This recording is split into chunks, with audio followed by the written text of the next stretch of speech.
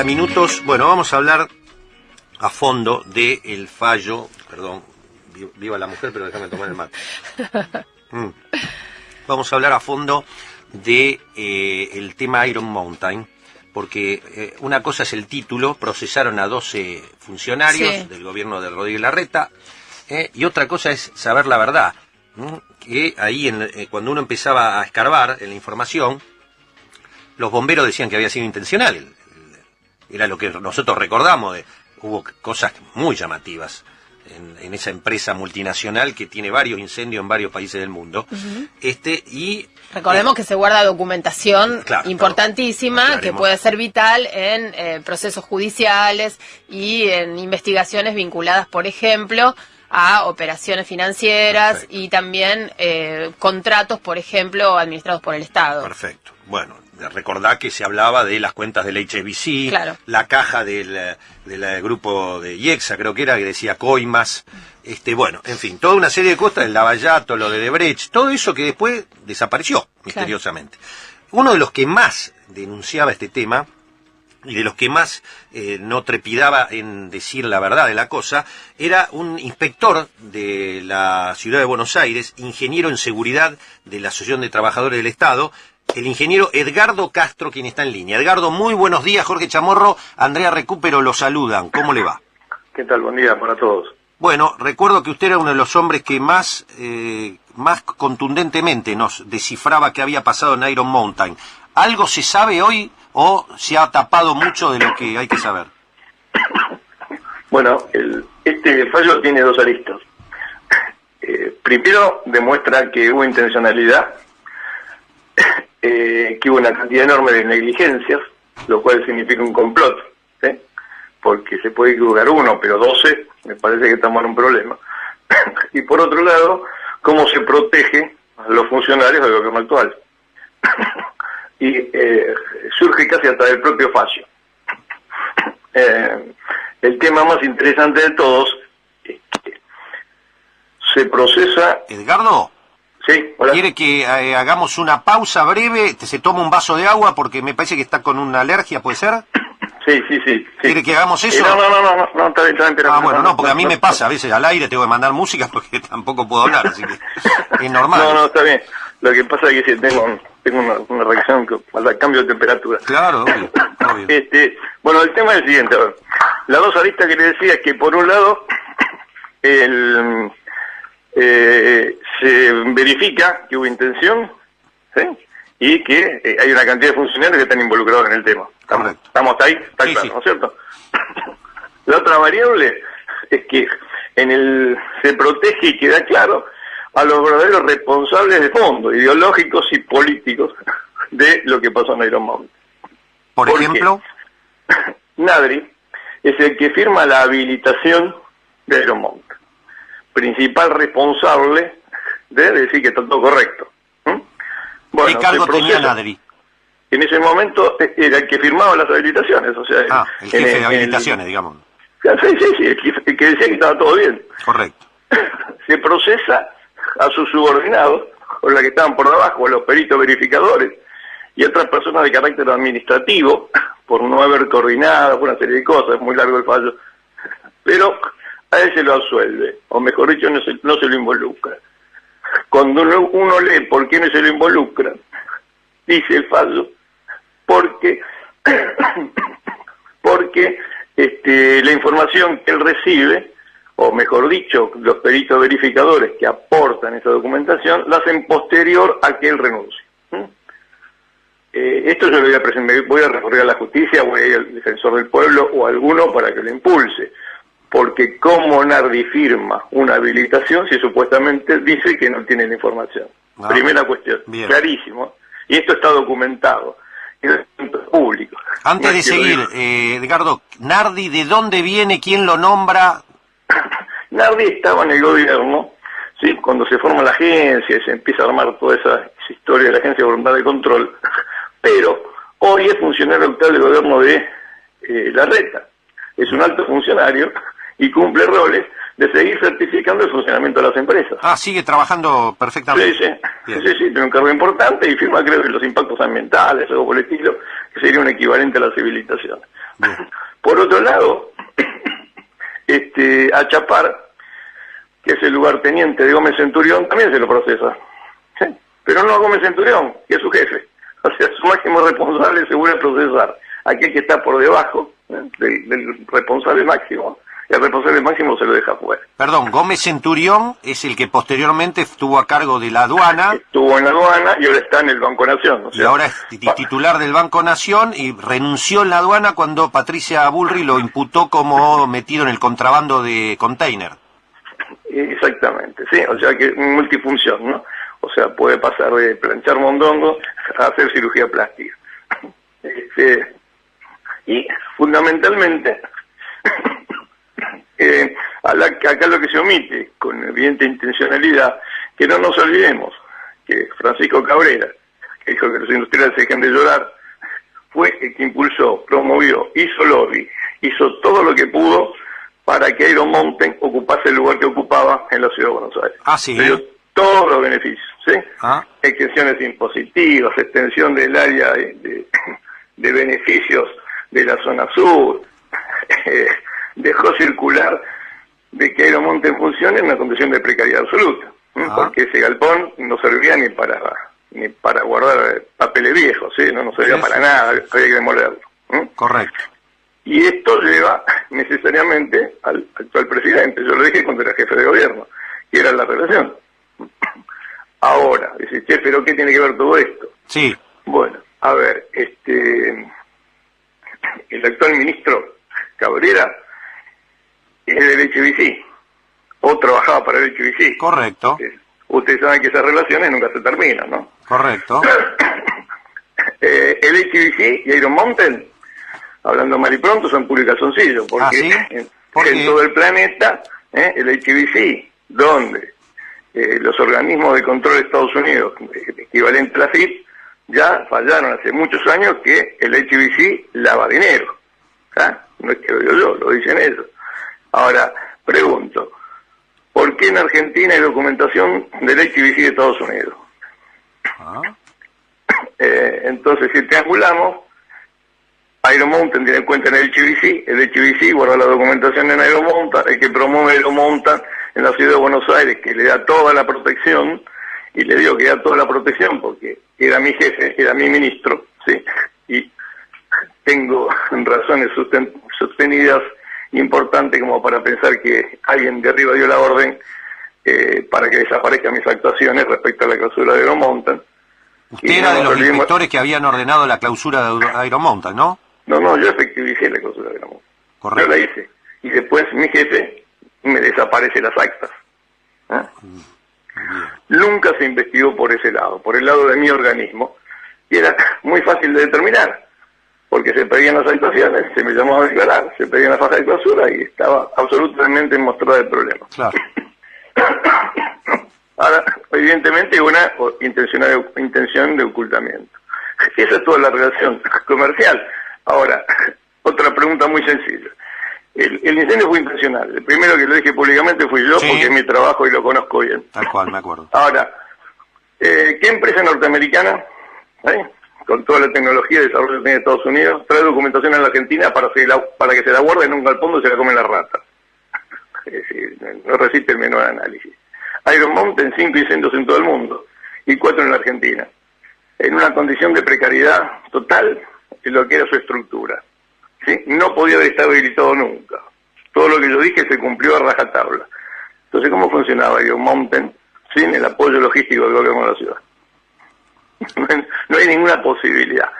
Por ahí el que no entienda el mecanismo es a veces de afuera difícil de comprender. Pero yo que soy parte del sistema, soy de las entrañas del sistema, a mí no me puede aventar la película de que no hubo un apoyo logístico por parte del gobierno cero, Pablo. ¿Se entiende lo que digo? Pero yo lo entiendo. El problema es si la audiencia está comprendiendo qué tiene que ver la documentación, qué se ocultaba allí y por qué se incendió intencionalmente. Bueno, Iron Mountain cumple efectivamente, como dice, la guarda y la destrucción de documentación, ¿sí? Sobre todo la destrucción de documentación. Claro, aclaremos que en todo el mundo, y acá también, 10 años, en otros 15, en otros 20, hay que guardar documentación para cualquier reclamo judicial futuro posible y todos los organismos y entidades tienen que guardar documentación. Esta es una de las explicaciones de para qué existen estos depósitos, ¿no? Exactamente, pero fue una cuestión sustancial. Ustedes saben que esa documentación, que era sensible porque el HBC estaba siendo investigado por lavado de dinero en todo el mundo, que ya estaba claramente demostrado que así era, y otras empresas, como el famoso que dijeron ustedes al inicio, Coimas para Perú, perteneciente al grupo de las empresas del presidente, tenían guardado su documentación ahí. ¿sí? Correcto. Ahora, tiene un agravante mayor eso todavía. ¿Por qué? Porque justamente hay que guardar los papeles, etcétera, etcétera. Pero para guardar los papeles y retirarlo de las empresas, tienen que tener un soporte electrónico. ¿Se entiende? Sí. Si yo quiero sacar los papeles de mi empresa y guardarlos en ese depósito, tengo que tener soporte electrónico para poder retirarlos. Si no, no lo puedo retirar. O sea, hacer un backup de digitalizarla y guardarla en un soporte electrónico, ¿sería así? Exactamente. ¿Por qué? Justamente para que no me la queme Aeromountain. Claro, tal cual. ¿Está bien? Entonces Aeromountain quema todo y dice, che, mira, me la quemó Aeromountain, ¿qué querés? Bueno, acá tengo la copia, claro. No tengo la copia. Ah, no, claro, desapareció el papel como documento indubitable, digamos, claro. Como único documento, claro. Porque ninguno tiene backup electrónico. Claro. Claro. ¿Se entiende? Entonces hay una doble protección hacia esas empresas. ¿Sí? O sea, no quedó nada, lo que desapareció fue. Es que exactamente, ese es el servicio que presta Aeromountain, hacer desaparecer documentación de esa manera. En Inglaterra le dijeron, mira, no podemos demostrar que lo hiciste a propósito, pero no la hagas más porque fuiste vos, más o menos le dijeron así. O sea, porque eso fue la misma mecánica en los 5 países del mundo donde Aeromountain se incendió, se prendió fuego de la misma manera. Sí, tal cual, sí, tal cual. Bueno, pues ahora, es un escándalo esto. Sí, a ver, es un terrible escándalo porque tiene la absoluta complicidad del jefe de gobierno, el actual presidente y de sus funcionarios y ministros. Tiene la total complicidad para proteger esta situación. Esto es así. A ver, vuelvo a repetir, una empresa de seguridad que vende la guarda de seguridad de los elementos que, a ver, yo le pregunto, usted, si a mí se me quemó la casa 40 veces, ¿me da papel importante para guardar mi casa? Dice, no, flaco, vos sos un incendiario, no te puedo dar esta documentación. Entonces, ¿cómo mantiene el prestigio internacional? Porque en realidad el único objeto de Aeromountain es, claro, en aquellos lugares donde se interesa, sí la guarda, claro, pero en lugares donde le interesa, su objeto es destruir la documentación con estos métodos. Sería así, perdón, señor, ¿usted cumple con la ley de guardar documentación por 10, 15 o 20 años, lo que le pidan en cada jurisdicción de cada país? Sí, ¿y dónde la tiene? Y acá está la comprobante, lo tengo en Aeromountain. Ah, muy bien. Bueno, cualquier cosa, si le requerimos, ¿usted la presenta? Sí, claro. Señor, le van a requerir que presente por lavado de dinero. Ah, bueno, muy bien. Al otro día se incendió Aeromountain. Ay, no la tengo más. Se perdió. ¿Es así? Exactamente así. Le insisto con el agravante que para hacer ese retiro tiene que tener el backup electrónico, cosa que no lo tienen. Ahora, para que esa situación se dé y habilitar ese funcionamiento, claro, tiene que estar verificado que las empresas tienen el backup electrónico, claro, cosa que el gobierno tampoco hizo. ¡Qué bárbaro! Cierra todo el combo perfecto. Impresionante. ¿Le consta, Edgardo? Estamos hablando con el inspector, ingeniero en seguridad, integrante de la Asociación Trabajadores del Estado, Edgardo Castro, quien denunció de un primer momento que Aeromountain no podía estar habilitado, y así lo expresó en actas que desaparecieron. La pregunta es, ¿le consta, Edgardo, que haya tenido varias solicitudes judiciales para presentar documentación a alguna de estas empresas implicadas y que gracias a eso no la presentaron? Sí, hubo varios casos. Fue lo del HBC, cuando fue lo de Coimas para Perú, había también una investigación sobre eso. Aparte, un dato muy sencillo, se quemó documentación de casi 40 empresas, ¿sí? No me acuerdo exactamente, fue una cantidad importante. No reclamó ninguno. ¿Es cierto que entre esa documentación quemada había del mismo gobierno de la ciudad por obras públicas, licitaciones, etcétera? Claro, porque incluso yo también denuncié públicamente que cómo podía ser, ¿sí?, que el gobierno, ante semejante acontecimiento, vuelva a contratar a Aeromountain para guardar documentación, cosa que hicieron. Bien. O sea, posterior incendio, posterior muerte de los 10 funcionarios públicos, posterior toda la situación denunciada, el gobierno en unos organismos volvió a contratar Aeromonte para guardar documentación en lugares que estaban imposibles de funcionar. Y no nos olvidemos también que cuando yo denuncio los otros locales de Aeromonte, que estaban en iguales o peores condiciones que la que se quemó, Ezequiel Sabor, actual embajador en México, creo, ocultó o bancó durante 2 años a Aeromonte hasta que se retiró del lugar, en lugares que ni siquiera estaban habilitados. ¿Cuántas oficinas más de Aeromonte hay en la Argentina? En ese momento había 5, pero estos delincuentes, porque otro nombre no tienen, tenían un modus operandi que es alquilar, digamos, para trazarlo. Yo lo encontré en un local clandestino en Avellaneda. ¿Qué hacían? Tomaban documentación, ¿o qué hacen? Toman documentación que saben que está sucia, y supuestamente la depositan en el local 1, por decir de alguna manera.